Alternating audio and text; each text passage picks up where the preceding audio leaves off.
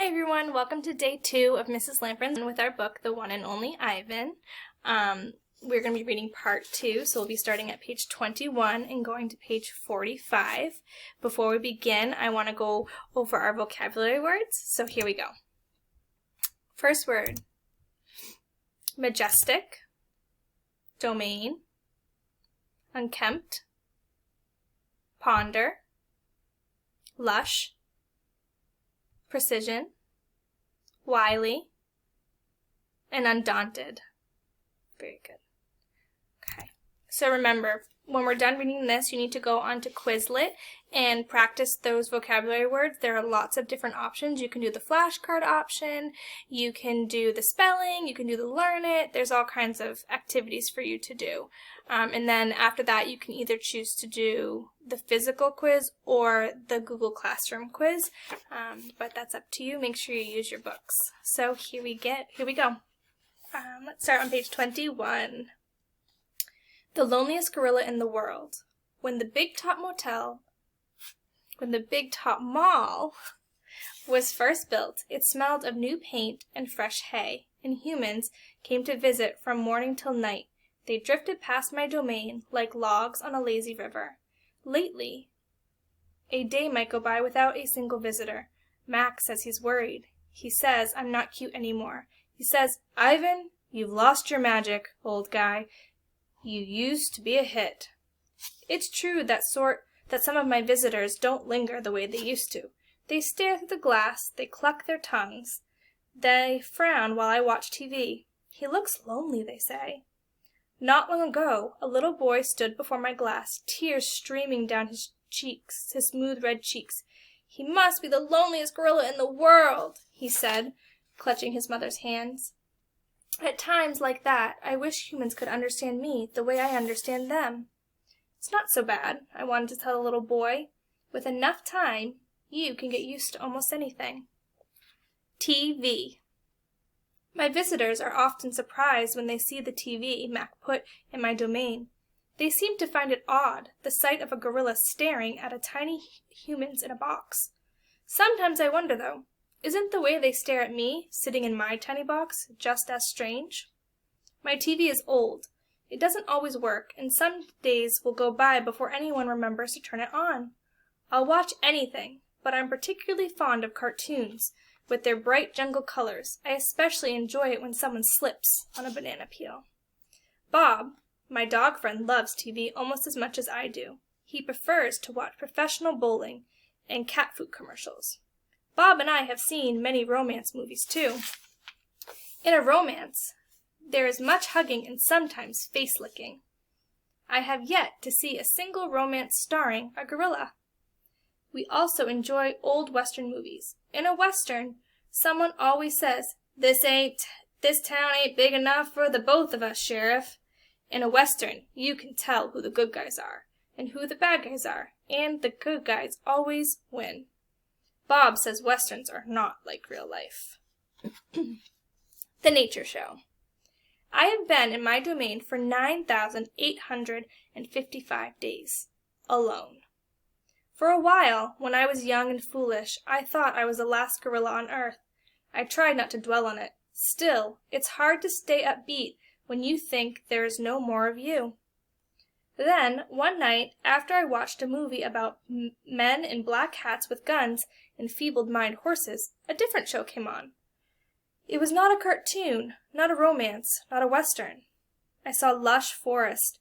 I heard birds murmuring. The grass moved, the tree rustled. Then I saw him. He was a bit threadbare and scrawny and not as good-looking as I am, to be honest. But sure enough, he was a gorilla. As suddenly as he'd appeared, the gorilla vanished, and in his place was a scruffy white animal called, I learned, a polar bear, and then a chubby water creature called a manatee, and then another animal and another. All night I sat wondering about the gorilla. I glimpsed. Where did he live? Would he ever come to visit? If there was a he somewhere, could he be a she as well? Could there be a she as well? Or was it just the two of us, in all the world trapped in our own separate boxes? Stella. Stella says she is sure I will see another real live gorilla someday, and I believe her because she is even older than I am, and has eyes like black stars and knows more than I will ever know. Stella is a mountain. Next to her I am a rock, and Bob is a grain of sand. Every night when the store closes, and the moon washes the world with milky light, Stella and I talk. We don't have much in common, but we have enough. We are huge and alone, and we both love yogurt raisins. Sometimes Stella tells stories of her childhood, of leafy canopies hidden by mist and the busy songs of flowing water. Unlike me, she recalls every detail of her past. Stella loves the moon, with its untroubled smile. I love the feel of the sun on my belly. She says, "It is quite a belly, my friend." And I say, "Thank you, and so is yours." We talk, but not too much. Elephants, like gorillas, do not waste words. Stella used to perform in a large and famous circus, and she still does some of those tricks for our show. During one stunt, Stella stands on her hind legs while Snickers jumps on her head. It's hard to stand on your hind legs when you weigh more than 40 men. If you are a circus elephant and you stand on your hind legs while a dog jumps on your head, you get a treat. If you do not, the claw stick comes swinging. Elephant hide is thick as bark on an ancient tree, but a claw stick can pierce it like a leaf. Once, Stella saw a trainer hit a bull elephant with a claw stick.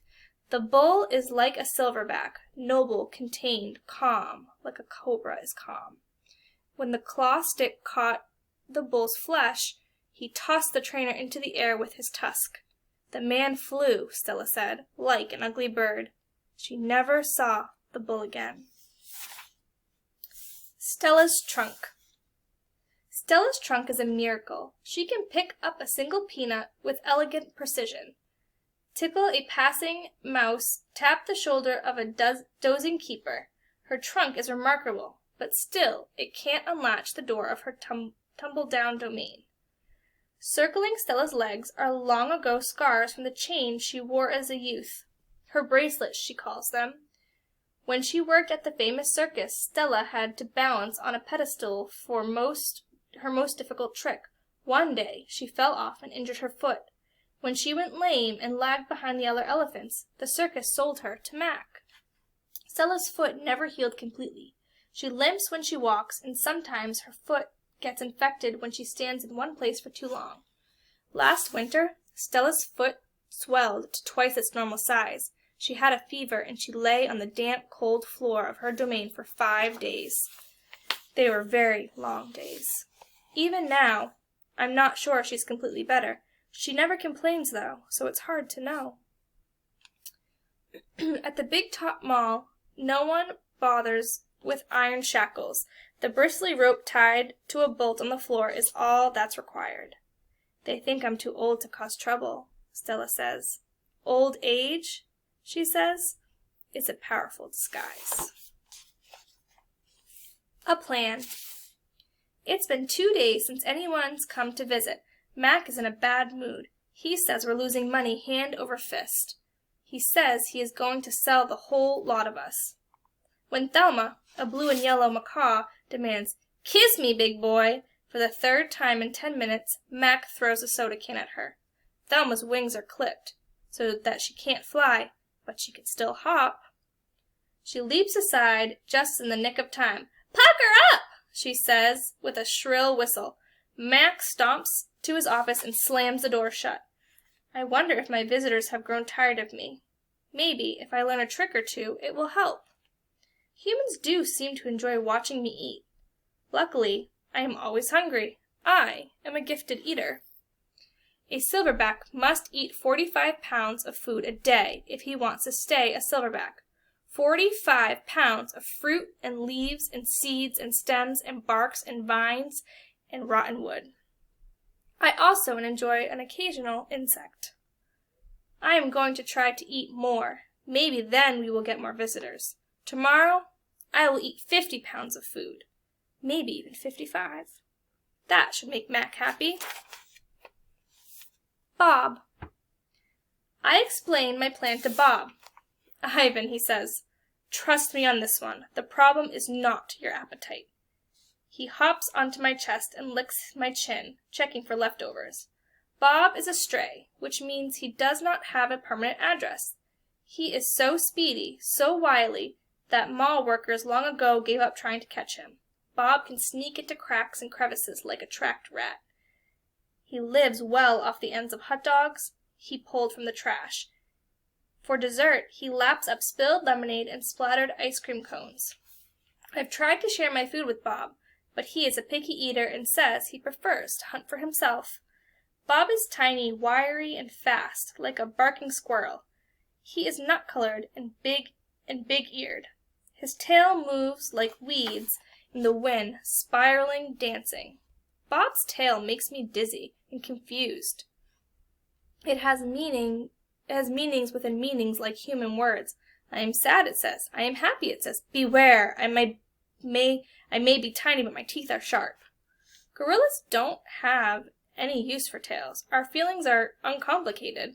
Our rumps are unadorned. Bob used to have 3 brothers and 2 sisters. Humans tossed them out of a truck onto the freeway when they were a few weeks old. Bob rolled into a tiny ditch. The others did not. His first night on the highway, Bob slept in the icy mud of the ditch. When he awoke, he was so cold that his legs would not bend for an hour. The next night, Bob slept under some dirty hay near the big Top Mall garbage bins. The following night, Bob found the spot in the corner of my domain where the glass is broken. I dreamed that I'd eaten a furry donut, and when I woke in the dark, I discovered a tiny puppy snoring on my belly. It had been so long since I'd felt the comfort of another's warmth that I wasn't sure what to do. Not that I hadn't had visitors. Mac had been in my domain, of course, and many other keepers. I'd seen my share of rats zip past, and the occasional wayward sparrow had fluttered in through a hole in my ceiling. But they never stayed long. I didn't move all night for fear of waking Bob. Wild. Once I asked Bob why he didn't want a home. Humans, I'd noticed, seemed to be irrationally fond of dogs, and I could see why a puppy would be easier to cuddle with than, say, a gorilla. Everywhere is my home, Bob answered. I am a wild beast, my friend, untamed and undaunted. I told Bob he could work in the shows like Snickers, the poodle who rides Stella. Bob said Snickers sleeps on a pink pillow in Mac's office. He said she eats foul-smelling meat from a can. He made a face, his lips curled, revealing tiny needles of teeth. Poodles, he said, are parasites. Picasso. Mac gives me a fresh crayon, a yellow one, and 10 pieces of paper. Time to earn your keep, Picasso, he mutters. I wonder who this Picasso is. Does he have a tire swing like me? Does he ever eat his crayons? I know I have lost my magic, so I try my very best. I clutch the crayon and think. I scan my domain. What is yellow? A banana. I draw a banana. The paper tears, but only a little. I lean back, and Mac picks up the drawing. Another day, another scribble, he says. 1 down, 9 to go. What else is yellow, I wonder, scanning my domain? I draw another banana. And then I draw 8 more. 3 visitors. 3 visitors are here. A woman, a boy, a girl. I strut across my domain for them. I dangle from my tire swing. I eat 3 banana peels in a row. The boy spits at my window. The girl throws a handful of pebbles. Sometimes I'm glad the glass is there. My visitors return. After the show, the spit pebble children come back. I display my impressive teeth. I splash in my filthy pool. I grunt and hoot. I eat and eat and eat and eat some more. The children pound their pathetic chests. They toss more pebbles. Slimy chimps, I mutter. I throw a me-ball at them. Sometimes I wish the glass was not there. Sorry. I am sorry I called those children slimy chimps. My mother would be ashamed of me. Julia. Like the spit pebble children, Julia is a child, but that, after all, is not her fault. While her father, George, cleans the mall each night, Julia sits by my domain. She could sit anywhere she wants, by the carousel, in the empty food court, on the bleachers, coated in sawdust. But I am not bragging when I say that she always chooses to sit with me. I think it's because we both love to draw. Sarah, Julia's mother, used to help clean the mall, but when she got sick and grew pale and stooped, Sarah stopped coming. Every night Julia offers to help George, and every night he says firmly, "Homework, Julia. The floors will just get dirty again." Homework, I have discovered, involves a sharp pencil, and thick books, and long sighs. I enjoy chewing pencils. I am sure I would excel at homework. Sometimes Julia dozes off, and sometimes she reads her books, but mostly she draws pictures and talks about her day. I don't know why people talk to me, but they often do. Perhaps it's because they think I can understand them, or perhaps it's because I can't talk back. Julia likes science and art. She doesn't like Lila Burpee, who teases her because her clothes are old, and she does like she likes Deshaun Williams, who teases her too, but in a nice way, and she would like to be a famous artist when she grows up. Sometimes Julia draws me. I am an elegant fellow in her pictures, with my silver back gleaming like moon on moss. I never look angry the way I do on the fading billboard by the highway. I always look a bit sad, though. Okay, so that's where we're going to stop today. Make sure that you reach out if you have any questions. I hope that you enjoyed as much as I did. Have a great day. Bye-bye.